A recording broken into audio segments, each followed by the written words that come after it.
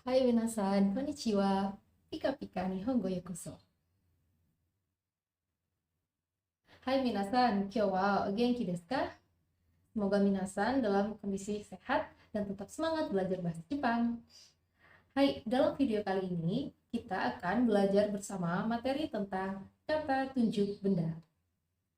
Dalam bahasa Indonesia, kata tunjuk benda hanya ada dua. Yang pertama adalah ini dan itu. Jadi misalnya buku ini, buku itu. Tetapi dalam bahasa Jepang ada tiga cara untuk menyatakan kata tunjuk benda. Apa saja itu? Simak video ini sampai selesai ya. Dalam menunjukkan benda atau kata tunjuk benda dalam bahasa Jepang dapat dinyatakan dengan tiga ungkapan berikut ini. Yang pertama adalah kore. Kore artinya adalah ini. Ini yang dekat dengan pembicara. Jadi misalnya saya di sini sebagai pembicara menunjukkan benda ini yaitu buku, maka kore. Selanjutnya adalah sore. Sore artinya adalah itu. Atau itu yang benda tersebut dekat dengan lawan bicara. Jadi misalnya buku ini dekat dengan lawan bicara saya dan jauh dari saya sebagai pembicara. Maka saya menyebutnya sore. Dan yang ketiga adalah are. Are artinya juga itu, tetapi nuansanya yaitu bendanya sama-sama jauh antara pembicara dan lawan bicara. Maka disebut are. Hai minasan, langsung saja kita lihat ilustrasi berikut ini. Di sini saya sebagai pembicara dan lawan bicaranya adalah Karina-san. Misalnya ada benda berikut ini yaitu kabang atau tas. Jika kabang ini berada di dekat saya sebagai pembicara, maka menyebutnya adalah kore atau ini. Tetapi jika kabang atau tas ini berada di dekat Karina-san, maka disebut dengan sore atau itu. Dan yang terakhir, jika tas ini atau kabang sama-sama jauh antara saya dan Karina-san, maka disebut are. Hai, sampai di sini bisa dipahami kan? Selanjutnya adalah bagaimana jika ingin menyatakan atau membuat kalimat kata tunjuk benda dalam bahasa Jepang. Caranya atau rumusnya adalah berikut ini. Jadi, kore, sore, are, kemudian ditambahkan partikel wa, setelah itu kata benda dan diakhiri dengan des. Misalnya, dalam bahasa Indonesia, ini adalah tas. Maka dalam bahasa Jepang, kore wa kabang des. Berikutnya adalah bagaimana menggunakan kata tunjuk benda dalam bahasa Jepang. Sebelumnya, kita buat dulu percakapan dalam bahasa Indonesia. Di sini ada dua tokoh. Yang pertama adalah Asan dan yang kedua adalah Besan. Langsung saja kita mulai dalam bahasa Indonesia terlebih dahulu ya, minasan. Asan bertanya, "Itu apa?" Kemudian nanti Besan akan menjawab, "Ini adalah sepatu." Oke, langsung saja kita mulai dalam bahasa Jepangnya. Jadi Asan bertanya, "Itu apa?" dalam bahasa Jepang adalah sore wa nan desu ka? Sore itu menyatakan arti itu karena barangnya jauh dari Asan. Kemudian Besan menjawab, "Ini adalah sepatu."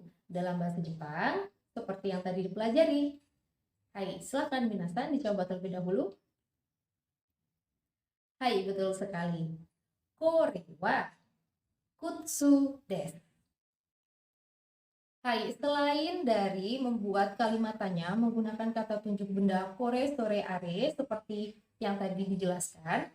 Nah, berikutnya kita membuat pertanyaan lagi menggunakan konteks percakapan berikut ini.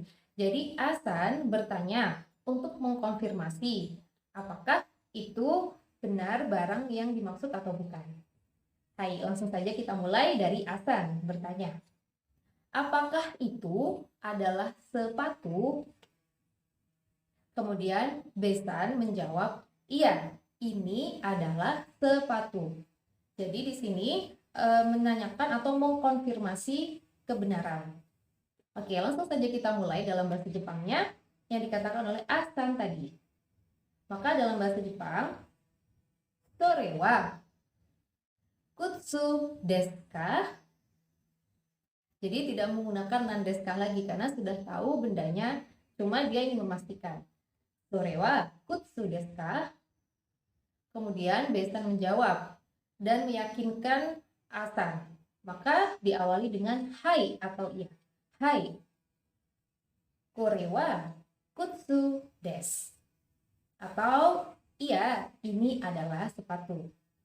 Nah, minasan, bagaimana jika benda tersebut bukan sepatu atau bukan barang yang dimaksud oleh Asan? Maka jawabannya adalah iye kutsu ja arimasen.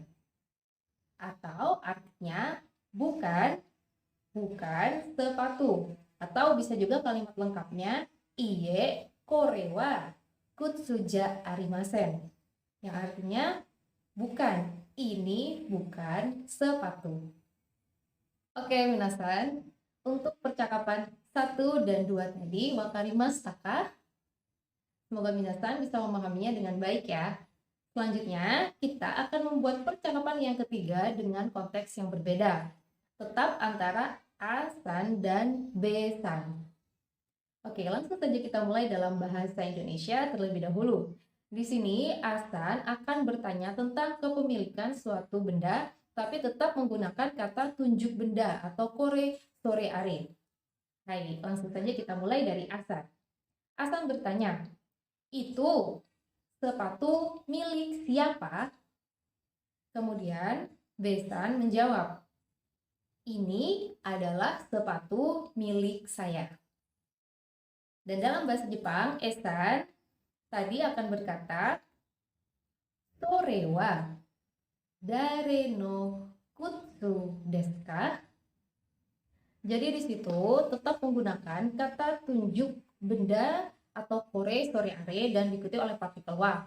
Nah, tapi untuk menyatakan atau menanyakan kepemilikan, maka yang pertama kali harus diletakkan setelah adalah kata tanya dare atau dalam bahasa Indonesia artinya siapa, diikuti oleh partikel no, kemudian kata benda des. Hai poichido. Jadi Asan bertanya, sore wa dare no kutsu desu ka?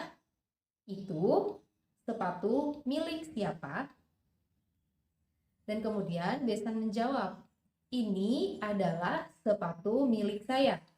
Maka dalam bahasa Jepang yaitu tetap menggunakan kata tunjuk benda di awal, yaitu sore, kore atau are. Nah, di sini karena Besan menjawab kore, maka kore wa watashi no kutsu desu. Hai minasan. Jadi setelah kata tunjuk benda kore, kemudian partikel wa, maka berikutnya adalah diikuti oleh kata benda orang dan partikel no untuk menunjukkan kepemilikan. Dan terakhir adalah kata benda des. Selain menggunakan kata tunjuk benda kore, sore, are, dalam bahasa Jepang juga ada kata tunjuk benda kono, sono, dan ano.